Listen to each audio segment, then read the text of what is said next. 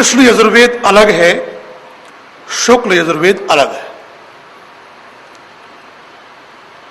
शुक्ल यजुर्वेद मूल मंत्र संहिता भाग है, जिसका विद्वान लोग पाठ करते हैं। कृष्ण यजुर्वेद में वेद का व्याख्या भाग अर्थात ब्राह्मण भाग भी सम्मिलित है। ब्राह्मण भाग भी सम्मिलित होने के कारण से इसे कृष्ण यजुर्वेद कहते हैं, और जो केवल मंत्र संहिता मात्र है वो शुक्ल यजुर्वेद है। एक प्रश्न ये किया था कि आप विचार ही देते रहेंगे या कुछ रचनात्मक काम भी करेंगे।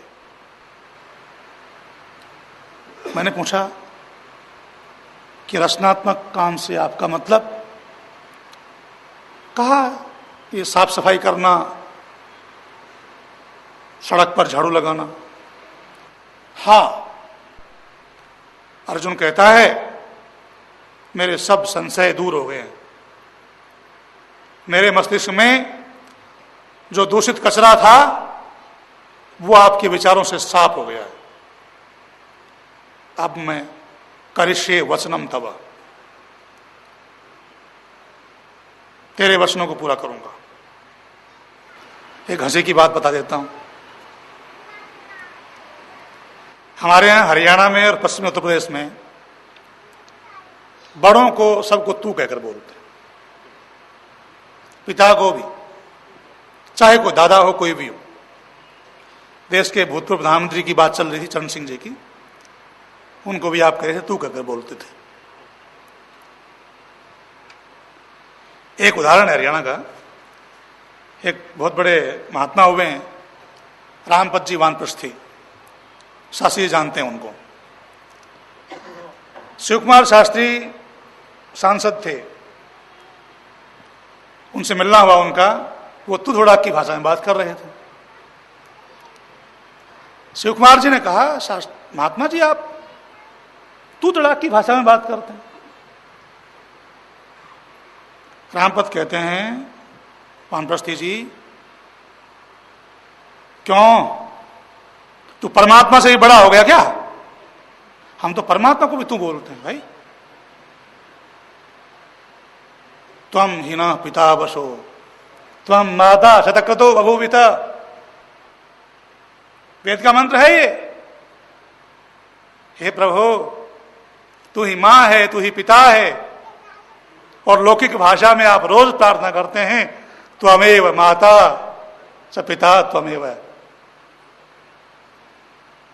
क्या भगवान कहते हैं क्या भगवान एवं माता? जमेगा ही नहीं।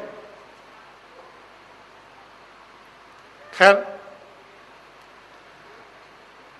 अर्जुन कहता है मित्र कृष्ण करिष्ये वचनम तव, तुमने मेरे सब संशय मिटा दिए, तेरे वचनों को पूरा करूंगा और महाभारत के युद्ध को भगवान कृष्ण के विचारों के बल पर विजय करके दिखा दिया। नहीं तो पहले बहुत सारे तर्क दे रहा था दुनिया भर के। उसके बाद वैदिक विचारधारा लोगों से धीरे धीरे क्षय हो रही थी।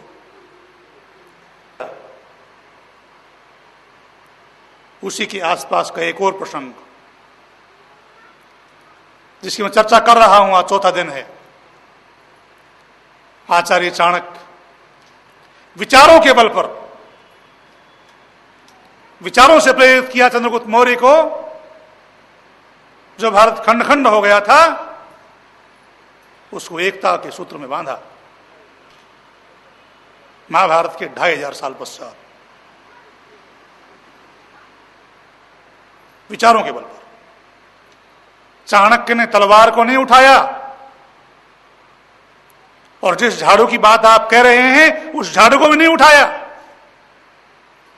विचार ही दिए। मध्यकाल में महाराणा प्रताप की मां ने महाराणा को विचार ही दिए। शिवाजी की मां जीजाबाई और समर्थ गुरु रामदास ने शिवाजी को विचार ही दिए। विचार ही मूल है। और जब अंग्रेज देश पर दन दना रहे थे,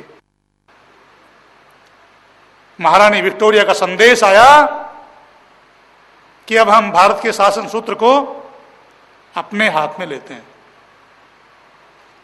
और ये कहा, एक विज्ञप्ति पूरे देश में प्रचारित की गई जनता के कोप को शांत करने के लिए। जो विद्रोह हो गया था 1857 का, उस विद्रोह के बाद शांति स्थापित करने के लिए, जनता का जो कोप है, क्रोध है, वो शांत हो जाए,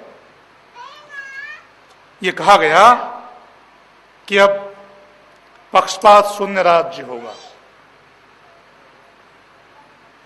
उस समय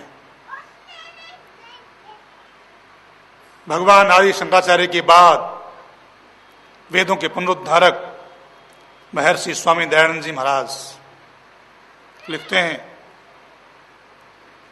उन अंग्रेजों के राज्य में, कहते हैं, जिनका सूर्य कभी अस्त नहीं होता था, कोई कितना ही करे, अपने पराये की पक्षपात से सुन, प्रजा पर माता और पिता के समान कृपा और दया, पर विदेशी राज्य से स्वदेशी राज्य सर्वोपरि उत्तम होता है। ये विचार ही दिए थे महर्षि स्वामी दयानंद जी महाराज ने। केवल एक प्रसंग आता है कि एक ठाकुर की तलवार को उठा करके उसके 2 टुकड़े कर दिए थे, मारा नहीं उसको। उस ऋषि ने महाभारत के 5000 पश्चात पुनः विचार ही दिए थे। उन विचारों का ही परिणाम था, जिनका आप नाम लेते हैं, उनसे बहुत पहले बाल गंगाधर तिलक ने कहा, स्वराज्य मेरा जन्म सिद्ध अधिकार है। और इन विचारों के बल पर ही इन लोगों ने जनता में जागृति लाई। महर्षि स्वामी दयानंद जी महाराज द्वारा दिए हुए विचारों का ही परिणाम था कि लाला लाजपत राय, सरदार भगत सिंह, चंद्रशेखर आजाद, राजगुरु सुखदेव, स्वामी श्रद्धानंद, धर्मवीर लेखराम, न जाने कितने क्रांतिकारी वीर, बिस्मिल जैसे गिनाए नहीं जा सकते, इस देश के लिए स्वयं को बलिदान कर गए विचारों से।